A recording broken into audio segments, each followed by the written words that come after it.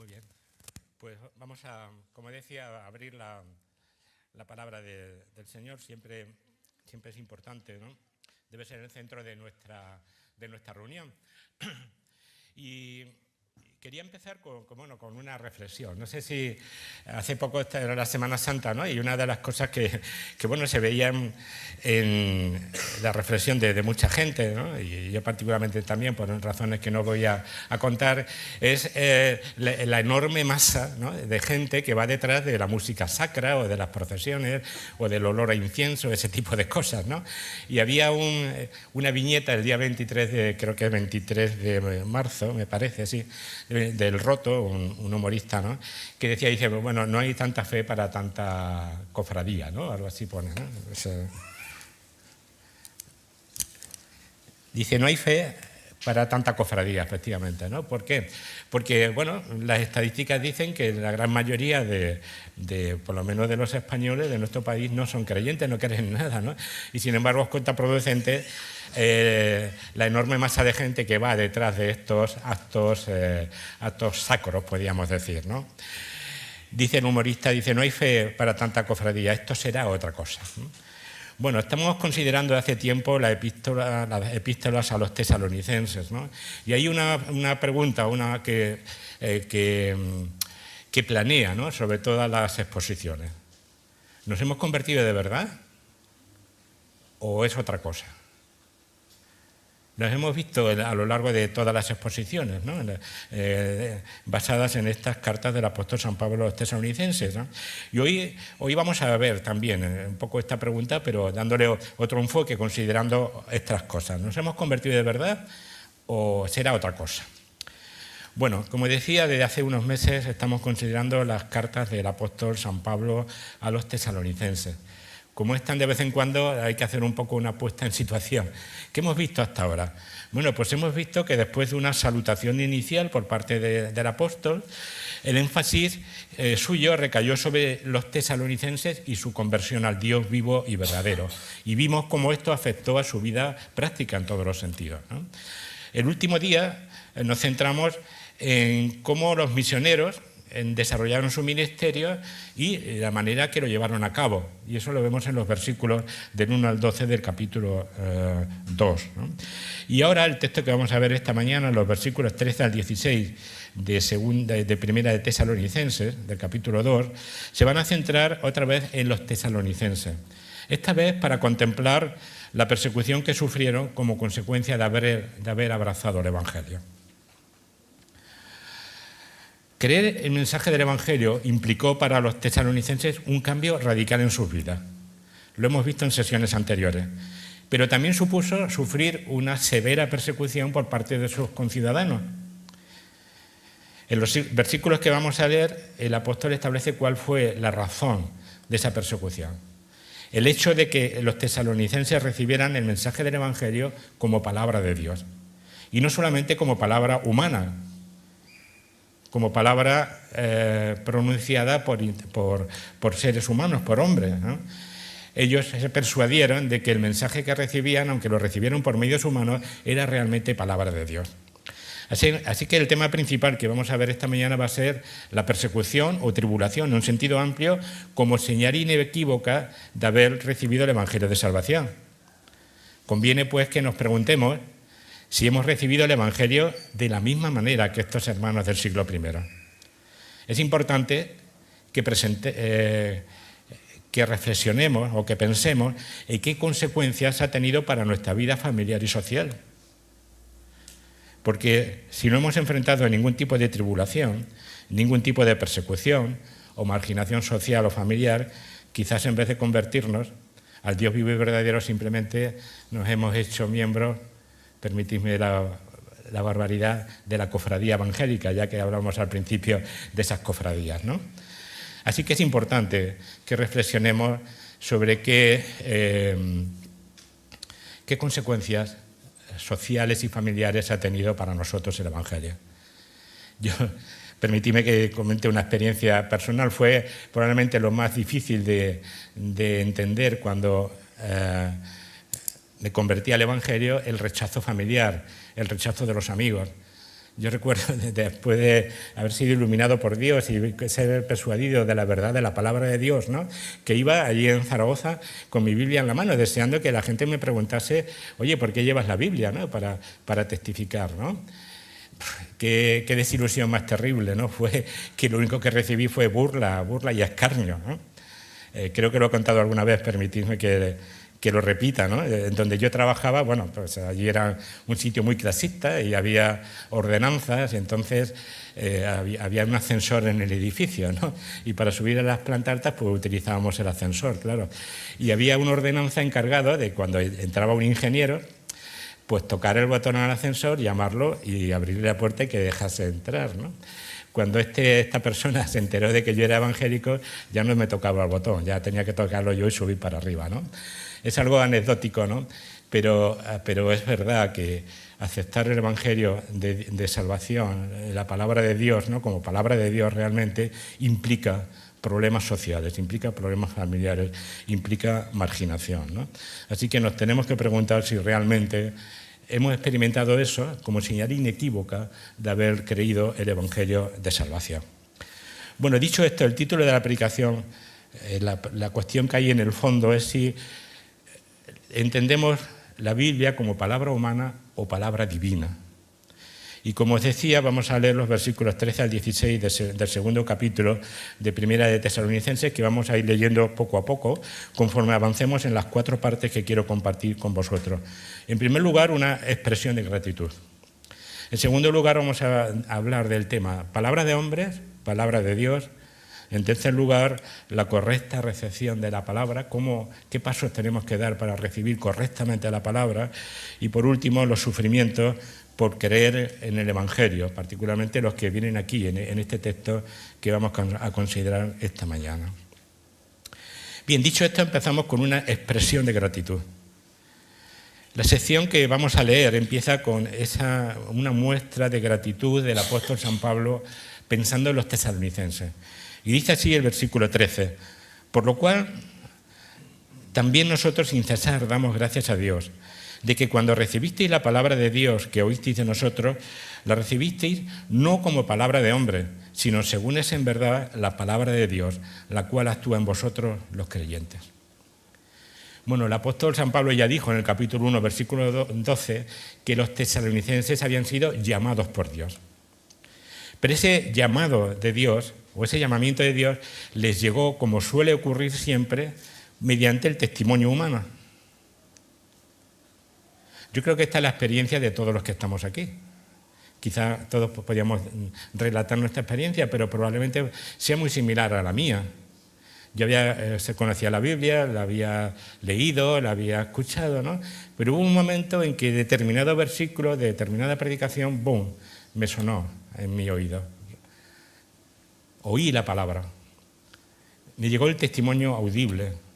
Otros hermanos dicen, bueno, que fue por un folleto que leyeron. De alguna manera, bien oral o escrita, ¿no? El llamamiento de Dios normalmente nos llega por un testimonio humano. Hay otros que se sintieron llamados por un programa de radio, por ejemplo, ¿no? Siempre Dios llama a las personas, me atrevo a decir siempre, ¿no?, por el testimonio humano. Y esto es así porque raras veces Dios nos habla directamente desde el cielo. Podéis decir, bueno, al apóstol Pablo le habló desde el cielo, claro, es un caso excepcional. Y algunos podían decir, bueno, ciertamente Dios es el mismo ayer, hoy, por los siglos. Por tanto, como la Biblia lo registra, si en el pasado se dirigió directamente desde el cielo a los hombres, podía hacerlo hoy. Bueno, potencialmente sí, claro que sí que podía hacerlo. Dios sigue siendo el mismo, ¿no? Pero yo estoy convencido de que no lo hace salvo casos muy, muy excepcionales. Yo conozco algunos, pero son casos tremendamente excepcionales. ¿Y por qué Dios no lo hace? Por la sencilla razón de que todo el consejo de Dios lo tenemos en la Biblia. No necesitamos nuevas revelaciones, no necesitamos nuevas enseñanzas de parte de Dios, todas las tenemos aquí. Así que es normal que Dios no nos hable desde el cielo, porque ya ha hablado, ya lo tenemos aquí, ¿no? Así que si queremos escuchar la voz de Dios, tenemos que leer la Biblia, porque aquí tenemos todo el consejo de Dios, ¿vale? Por eso, cuando a veces oímos que alguien dice, bueno, Dios me ha hablado, o Dios me ha dicho, o Dios me ha revelado en sueños, bueno, yo creo que como mínimo tenemos que ponernos muy en guardia, porque seguro que no es palabra de Dios, sino palabra de hombre. Y lo que es aún peor, muchas veces esa palabra tiene malas intenciones para con nosotros. Así que no lo olvidemos, el testimonio de Dios nos va a llegar de una forma audible o de una forma escrita, pero nos va a llegar por la Biblia, porque aquí tenemos todo el consejo de Dios. Así que el mensaje del Evangelio nos va a llegar normalmente por el testimonio humano, ya sea de forma hablada o de forma escrita. Pero esto supone un problema. Porque la intervención humana puede servirnos de excusa para desentendernos de la voz de Dios. Podía haber en nosotros un espíritu de decir, oye, bueno, vale, esta es la opinión de fulanito, es la opinión en este caso de Antonio, es la opinión de Juan, es la opinión de tal, del hermano que esté compartiendo la palabra en ese momento, ¿no? Y podemos escudarnos bajo esa presuposición y no hacer caso a lo que nos dice la palabra de Dios.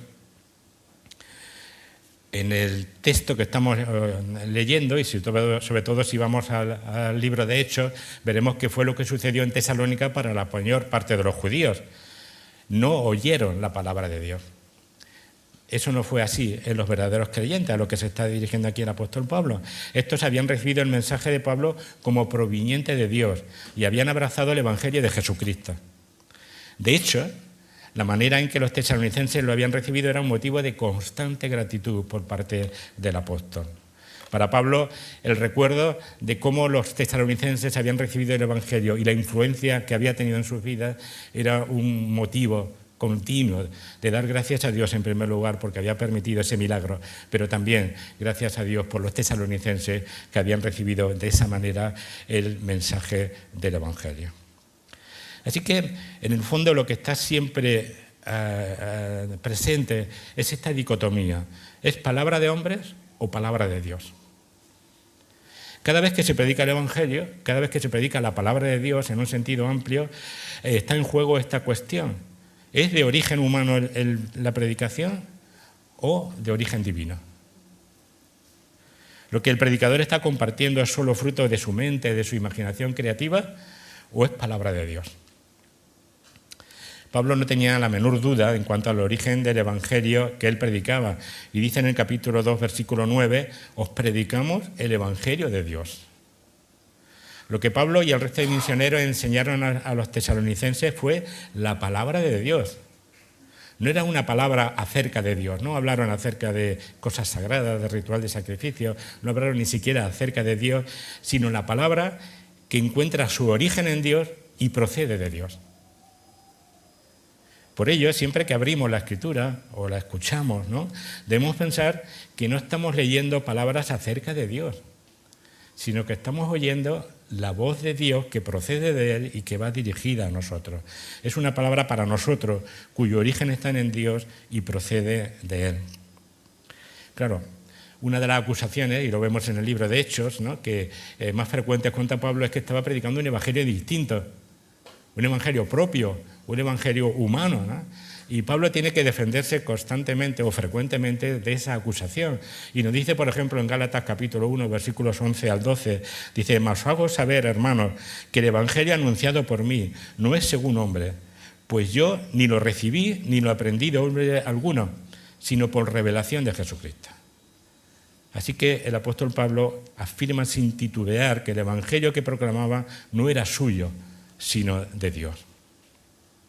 Por supuesto que el apóstol Pablo utilizó, y lo vemos cómo presenta el Evangelio de forma distinta a lo largo del libro de los Hechos, utiliza su sabiduría humana, utiliza su conocimiento, por supuesto, de las Escrituras, utiliza, digamos, las herramientas homilíticas adecuadas, presenta el mensaje de manera adecuada, de una forma creativa, adaptado al auditorio que cada vez tiene.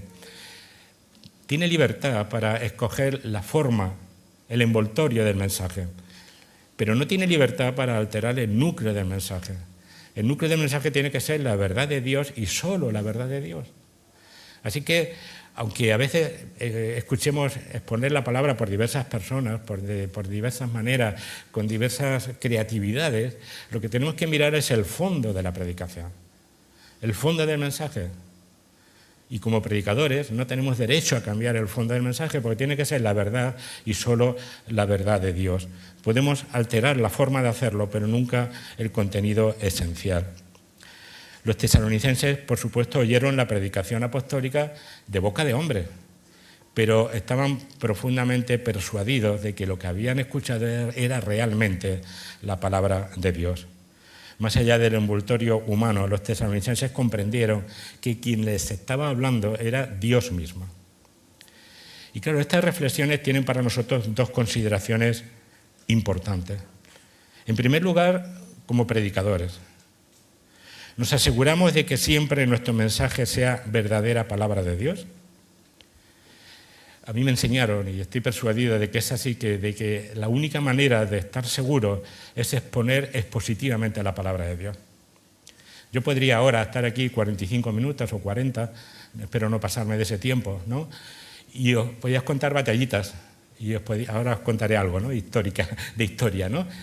Y bueno, probablemente no fuera un tiempo perdido, pero no estaría exponiendo la palabra de Dios. A veces escuchamos supuestas predicaciones que duran un montón y no tienen ni un solo versículo bíblico. Hay otras predicaciones que sí, leen un versículo, pero luego la exposición va por otros derroteros. Utilizan el versículo como decorado, pero luego cuentan lo que quieren. Eso no es palabra de Dios. Yo no sé si estáis de acuerdo conmigo, pero la única manera de estar seguro de que estamos exponiendo las Escrituras es la predicación expositiva de la palabra de Dios. Por otro lado, como oyentes, ¿recibimos la predicación como palabra de Dios o solo como opinión humana? Ciertamente no tenemos que renunciar a nuestras facultades críticas. Yo a veces temo cuando me bajo de aquí y alguien se acerca y digo, bueno, pues ya me va a criticar porque he dicho algo mal, algo no está de acuerdo. Claro, no tenemos que renunciar a nuestro sentido crítico. ¿Por qué? Pues porque si no estaríamos dispuestos a tragarnos cualquier falsa doctrina, cualquier trola que nos contasen, cualquier aberración humana. Las Escrituras nos exhortan a tener el espíritu que tenían los creyentes de Berea, que sí escucharon la exposición de la palabra del apóstol Pablo durante mucho tiempo, pero luego fueron a contrastarla con la Escritura a ver si era coherente lo que había dicho Pablo con el Antiguo Testamento, que era lo que tenían en aquel tiempo, ¿no? Así que no debemos de renunciar a nuestras facultades críticas, pero eso es una cosa, y la otra, alzarnos como se alzan algunos creyentes con espíritu crítico y analítico contra las predicaciones de manera que eluden la necesidad de obedecer la voz de Dios.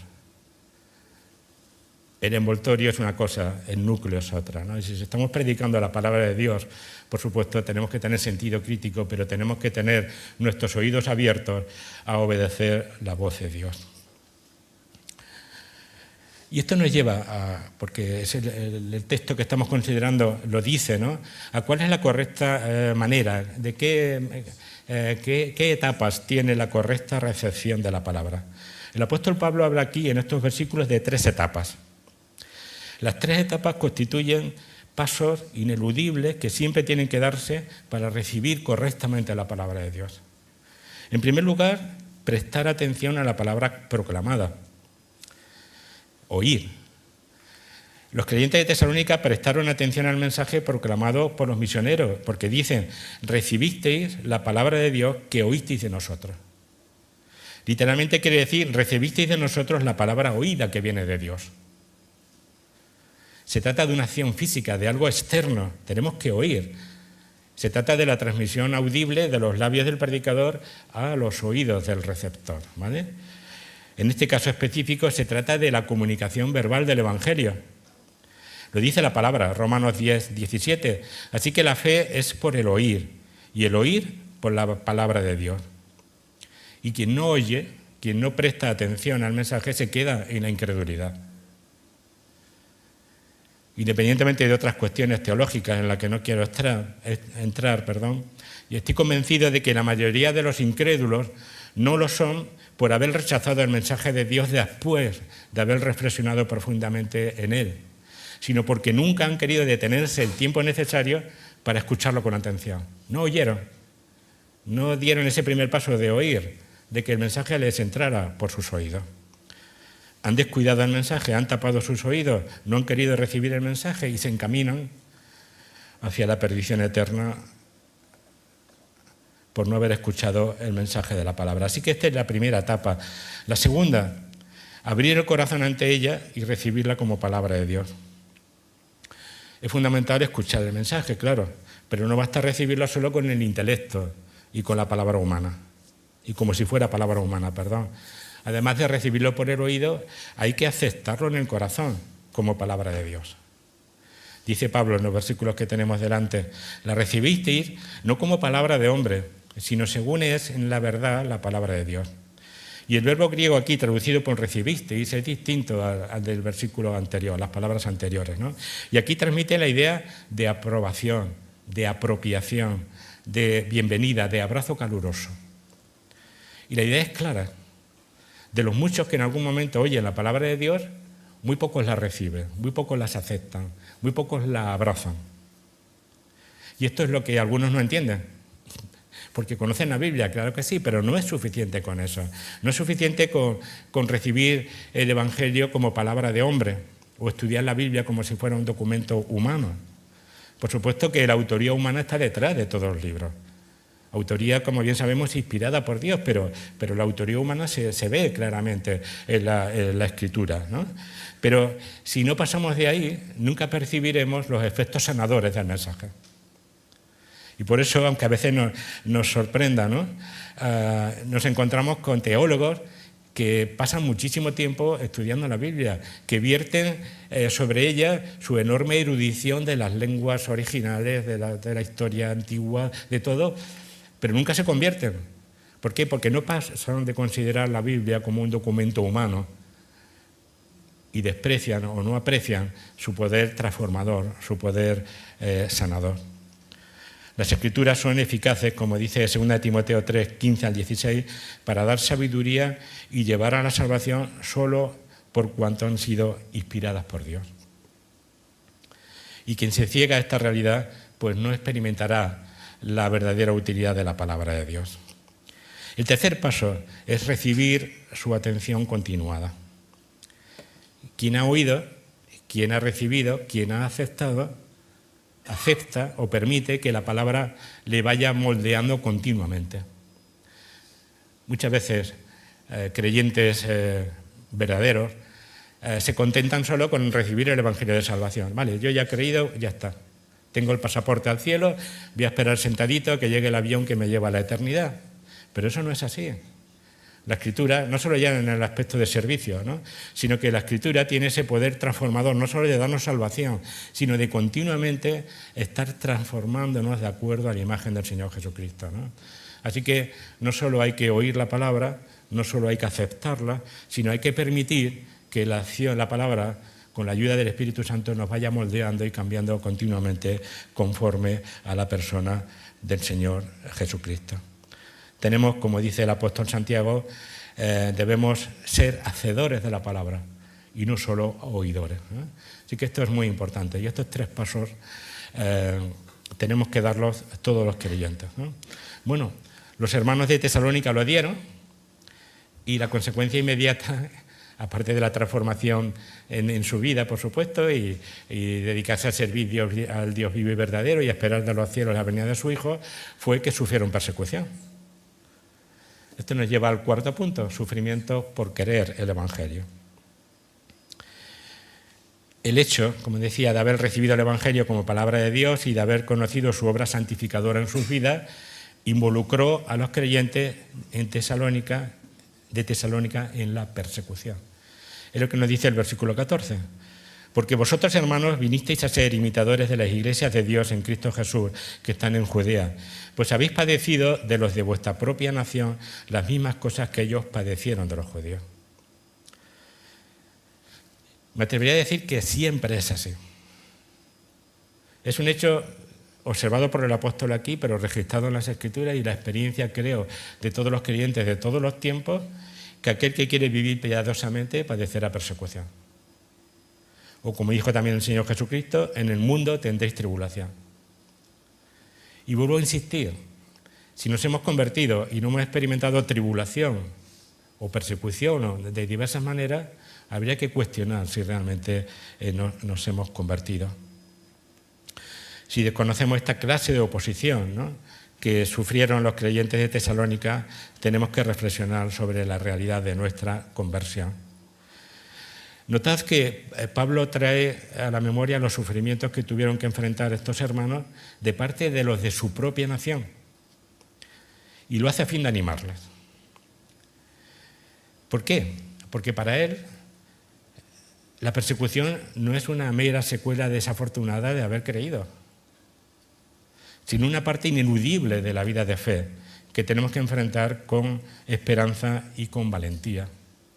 Si yo personalmente, después de aquel escarnio, después de aquella burla, de desprecio, ¿no?, de amigos, conocidos, familiares, pues hubiera dicho, vale, pues yo me quedo en la cofradía de la que era, del Jesús de la Columna, que lo era, es cierto, ¿no? Pues ya está, pues estaría condenado por toda la eternidad. Aunque cuesta muchísimo, y a mí me costó muchísimo, ¿no?, tenemos que aceptar ese sufrimiento con seguridad, con valentía y con esperanza, a sabiendas incluso de que Dios es capaz de utilizarla para el cumplimiento de sus propósitos. Así que, lejos de avergonzarnos a causa de la persecución, debemos de comprender que esto nos honra. ¿Por qué? Pues que nos pone en el grupo del glorioso grupo, permitidme la redundancia, de los santos que sufren por el testimonio del Señor Jesús, ¿no? Y eso es una cuestión de bienaventuranza, como dice el Señor Jesús en Mateo 5, del 11 al 12. No vamos a entrar en qué tribulaciones enfrentaron los tesalonicenses, pero podemos ir, si queréis, al capítulo 17 de Hechos, ¿no? Y ahí las encontramos y en muchas de ellas nos sentiremos reflejados, ¿no? Bueno, según este texto, la iniciativa de la persecución surgió de los judíos. Y dice el apóstol Pablo que padecieron de los de su propia nación. Y esto es importante, porque los que primero nos van a hacer sufrir van a ser los de nuestra propia familia. En nuestro caso, bueno, a lo mejor no en el caso de aquellos que venís de familia creyente, ¿no? Pero en los casos de los que somos creyentes de primera generación, se cumple. Y se cumple lo que dice, porque lo dice además el Señor Jesús. Dice, no penséis que he venido a traer paz a la tierra. No he venido para traer paz sino espada. Porque he venido para poner en disensión al hombre contra su padre, a la hija contra su madre y a la nuera contra su suegra. Los enemigos del hombre serán los de su casa. Se está cumpliendo en la vida de estos hermanos de Tesalónica y también en las nuestras. Esta realidad, los enemigos del hombre serán los de su casa. Así que el apóstol Pablo aquí responsabiliza de la persecución a los judíos. Y nos dice 7 cosas que demuestran esa culpabilidad de los judíos. Dice el versículo 15 y 16, los cuales mataron al Señor Jesús y a sus propios profetas, y a nosotros nos expulsaron, y no agradaron a Dios, y se oponen a todos los hombres, impidiéndonos hablar a los gentiles para que estos se salven. Así colman ellos siempre la medida de sus pecados, pues vino sobre ellos la ira hasta el extremo. Hay 7 acusaciones aquí. No las vamos a ver todas, ¿no? Aparte de que con lo que está cayendo en cuanto al conflicto Israel-Palestina, pues entrar en estas cosas es un poquito delicado, ¿no? Pero a veces tenemos como occidentales mala conciencia por la cuestión del holocausto y estas cosas, ¿no? Y nuestro conocimiento del papel de Israel en la Biblia, ¿no? Y hace que tengamos una cortina para juzgar justamente las cosas que están sucediendo, ¿no? Bueno, no vamos a entrar en estas 7 acusaciones, pero sí quería resaltar solo una. Los judíos mataron al Señor Jesucristo, lo dice aquí el apóstol Pablo. Antes de avanzar, ¿no? Quisiera dejar claro que de ninguna manera, y este no es el espíritu sin duda del apóstol Pablo, de ninguna manera podemos utilizar estos versículos de fuerte denuncia del apóstol Pablo para justificar cualquier forma de antisemitismo. No es el espíritu como luego veremos que hay aquí, ¿no? Pero eso no quita la realidad de la acción del pueblo judío en este caso, ¿no? Ciertamente, desde el punto de vista histórico, la gran mayoría de las persecuciones que en los países cristianos se desataron a lo largo de la historia contra los judíos es por este pecado de haber matado al Señor Jesucristo. Siempre la acusación de ser el pueblo deicida ha planeado sobre la persecución al pueblo judío. Y los judíos han intentado eludir esta acusación de múltiples maneras. Creo que tengo tiempo para contaros una cuestión, ¿no? Muy poquitos de aquí, algunos han quedado con la gana de la judería siendo yo guía, ¿no? ¿Vale? Entonces, uno de los puntos que suelo enfatizar cuando alguien me lo pide, y lo han hecho varias veces, es empezar con esta cuestión que os voy a contar a vosotros, ¿no? ¿Vale? Cuando Fernando III, ¿no?, conquistó la ciudad de Sevilla, ¿vale?, el 23 de noviembre de 1248, bueno, pues sucedieron una serie de cosas, ¿vale? Pero pasados unos días, el caudillo árabe Ajafat le entregó 2 llaves en señal de vasallaje. Le dio la llave de la ciudad y la llave de la aljama judía, ¿vale? Estas llaves se conservan y podéis verlas en el Museo de la Catedral de Sevilla, ¿vale? Pero lo importante es la simbología que tienen, ¿vale? Y no os asustéis que tiene que ver con lo que estoy contando hasta ahora, ¿no? No estoy contando algo para rellenar el tiempo, ¿vale? Bueno, la llave de la aljama judía, por supuesto, como judíos, claro, es una aleación de metales más noble. La de los árabes es hierro nada más, ¿no? Es más pobre, podríamos decir, ¿vale? Lo importante no es el material, sino el mensaje implícito que hay en estas llaves, ¿vale? Bueno, la llave de la ciudad tiene un texto en lo que es la clave, o la pala, perdón, que es de la llave, es decir, lo que actúa el mecanismo para abrir una cerradura. Hay un mensaje escrito en árabe que dice: todo el poder pertenece a Dios. Yo no lo sé, me creo lo que me dicen, ¿vale? No sé ni árabe, ni hebreo, ni nada, ¿no? Pero lo podéis leer en libros que hablan al respecto, ¿vale?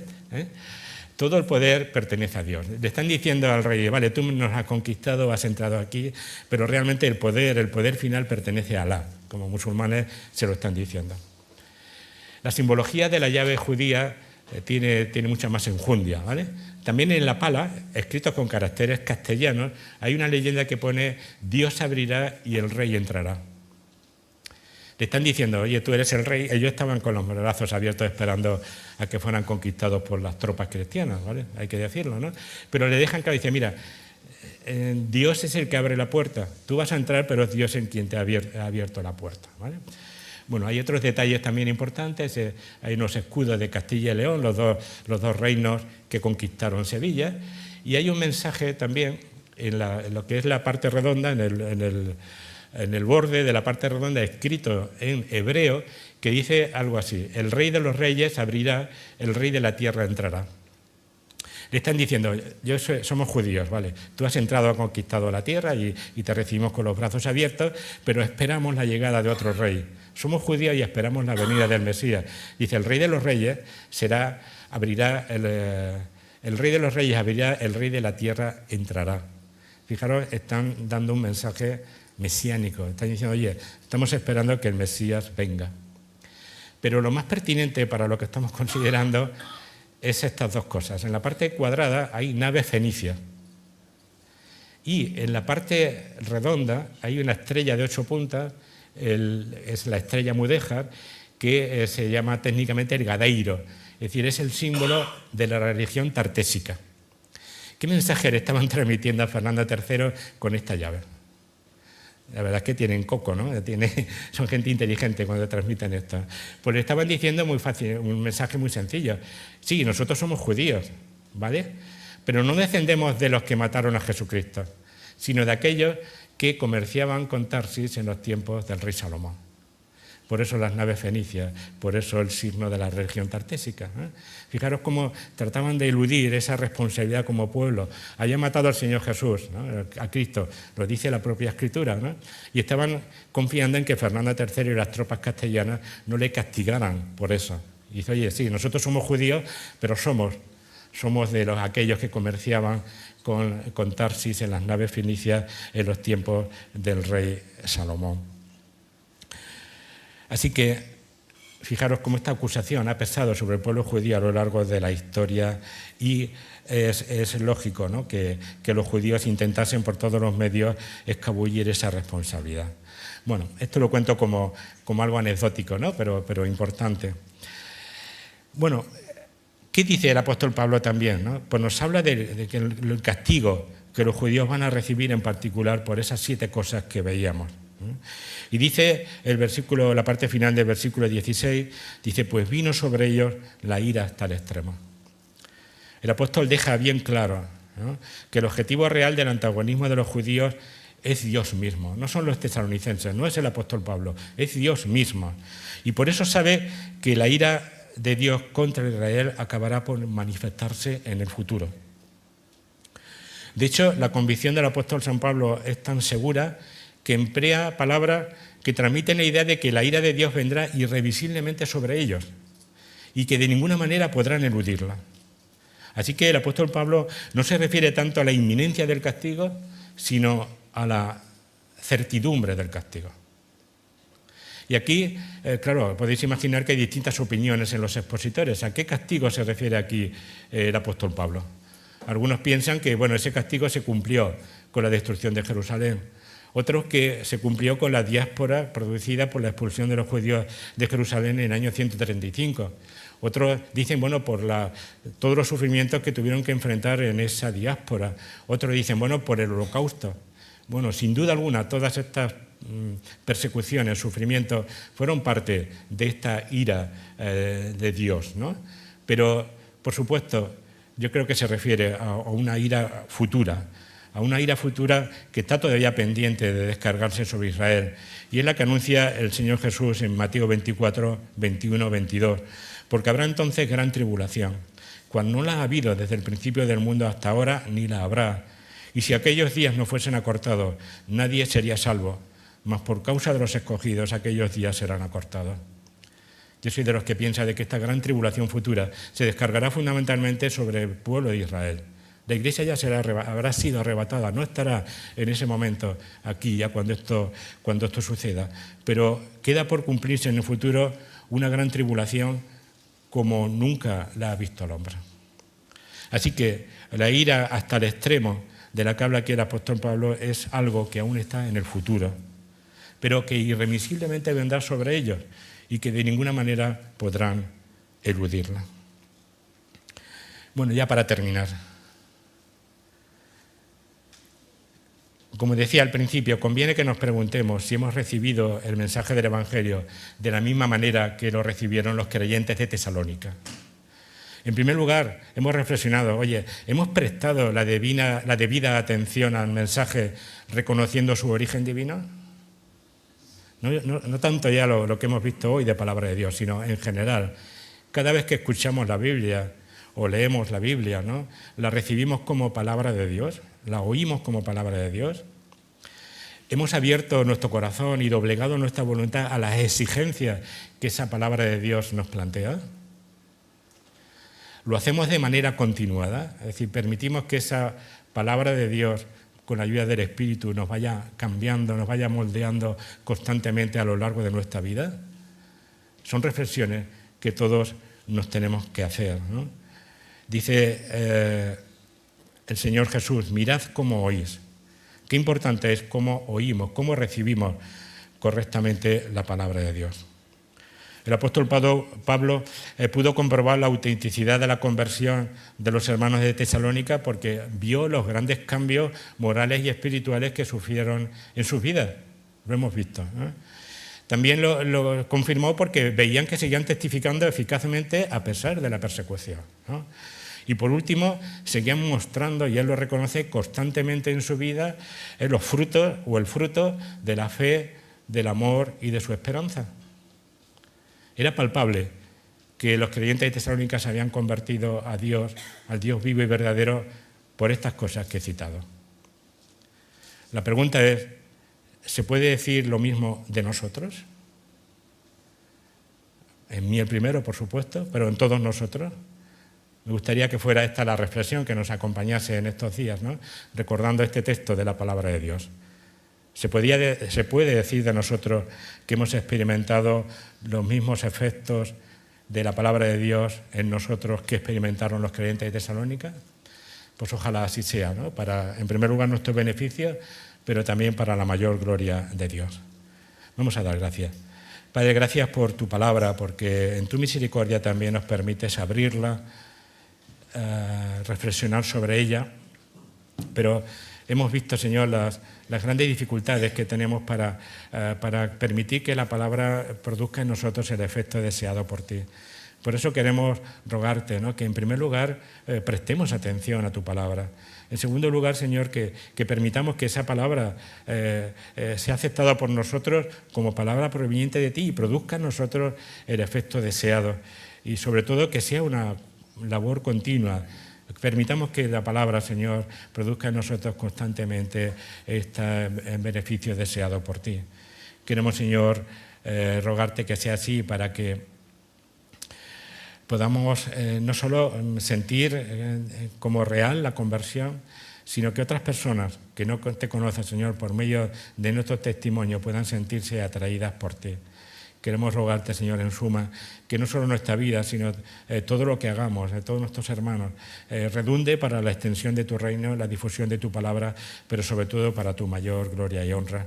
Y por eso, Señor, queremos encomendarnos a ti y rogarte que recibamos esta palabra como palabra tuya y que esa palabra, Señor, produzca en nosotros el efecto deseado por ti. Pues te lo rogamos, Padre, en el precioso nombre de nuestro Señor Jesucristo. Amén.